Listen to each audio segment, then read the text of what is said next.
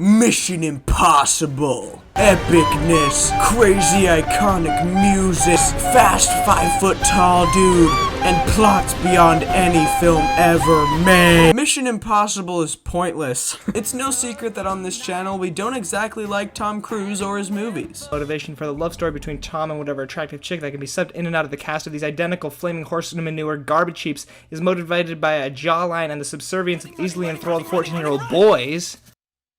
What? But today I'll dive a bit deeper into the stupidity in Mission Impossible. When I think about Mission Impossible, a handful of scenes come to mind. I remember one guy who tried to kill Tom Cruise's fictitious wifey. Tom Cruise running all funny like away from a big explosion, which now that I think about it, I think that happens in every single one. Oh, and I just remembered that Superman is even in these movies, cause why not? But that's all I remember. There are 6 different Mission Impossible movies, and 2 more coming soon. Gosh, kill me now. With 6 individual movies, all 2.5 hours long, I connect a random assortment of scenes that all feel as if they could be from the same movie. Each Mission Impossible movie is the exact same. Every time. But he does crazy stunts in every one and they're all super cool. No! Yeah, he does super stupid stunts in each movie, but that's my point. He does it in every movie. There's no originality. Each movie has a stupid scene where Tom Cruise bungee jumps off a frickin' cliff or drives at 110 miles per hour through busy streets. And I wouldn't be surprised if in the new movie, Tom Cruise just straight up dove into the depths of hell and returned just to say that the new Mission Impossible movie tops the last. After the first film, each installment afterwards just feels like the writers were determined to tell the exact same story, just with different locations. And of course, making the music louder and louder every single time, because we all know if a scene doesn't have ear-raping music,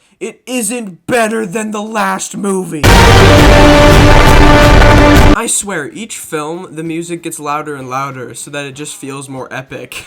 I wouldn't be surprised if in the newest movie the music is so loud I straight up go deaf. But let's look a bit closer into the plots of each of these identical movies to prove once and for all that they are actually all the same. Mission Impossible 1. Tom Cruise goes on a mission and it goes terribly wrong. A dude dies and Tom Cruise takes the blame. He spends the movie proving his innocence. Frick yeah. Mission Impossible 2. Tom Cruise goes on a mission to get a disease cure and it goes terribly wrong when a bunch of dudes steal it from him. He spends the movie trying to get it back. Mission Impossible 3. Tom Cruise goes on a mission to stop an arms dealer who is also a terrorist. But things go terribly wrong when his fictitious wifey gets #game ended. He spends the movie chasing him down. Mission Impossible 4. Tom Cruise's super secret spy organization gets framed. So Tom Cruise goes on a mission to clear its name. Starting to hear things repeat, huh? But this time Tom Cruise rappels off a building, so it's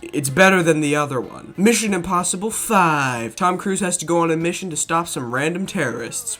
Wait, didn't we just do this? Oh, but this time it's different because Tom Cruise is on the side of a plane instead of the side of a building. So it's better than the last one. Mission Impossible 6. Tom Cruise goes on a mission to stop an arms dealer dude who is also a terrorist. When the mission goes terribly wrong, Tommy Boy has to hunt down... Wait, didn't this already happen? Yeah, it's all coming back. In Mission Impossible 3, Tommy Boy has to go hunt down an arms dealer who #game ended his wifey. And now in this movie, we do it again. But this time it's different because his wifey doesn't die in this one, and the arms dealer is Superman this time. So it's different. Each installment after maybe the first 2 just repeats itself, but just in a more watered down format. The characters may be slightly different, and the word for the terrorist organization may change, but in the end, it's all the same thing. There is no way to tell these movies apart. They all blend together into a dull mash of forgettable sewage waste. Now, to some extent, this is just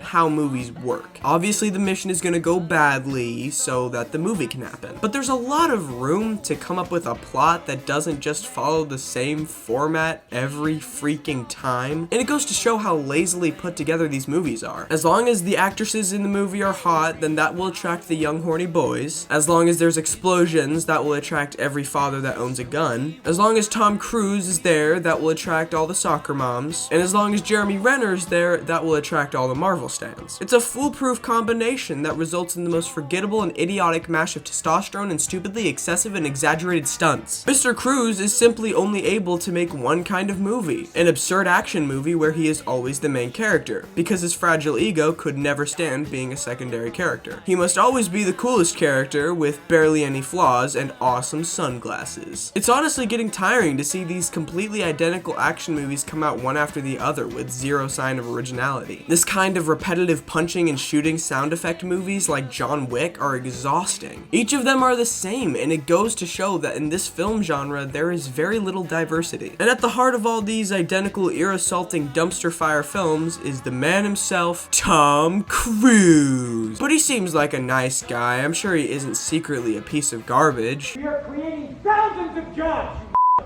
I don't ever want to see it again! And if you don't do it, you're fired! And I see you do it again, you're gone. It's not gonna put food on their table!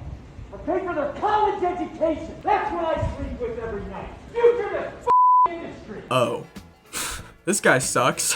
Behind his woman-attracting sunglasses and 20-pack abs lies a dude who craves money by crepping out identical garbage fires because he knows people will watch it. Anyway, I've made my points. These movies are stupid, identical, watered down, exaggerated, excessive, and more forgettable than the Fast and the Furious movies. Can't wait to see the next movie, Mr. Fudge Packer. Tom Cruise is a fudge packer.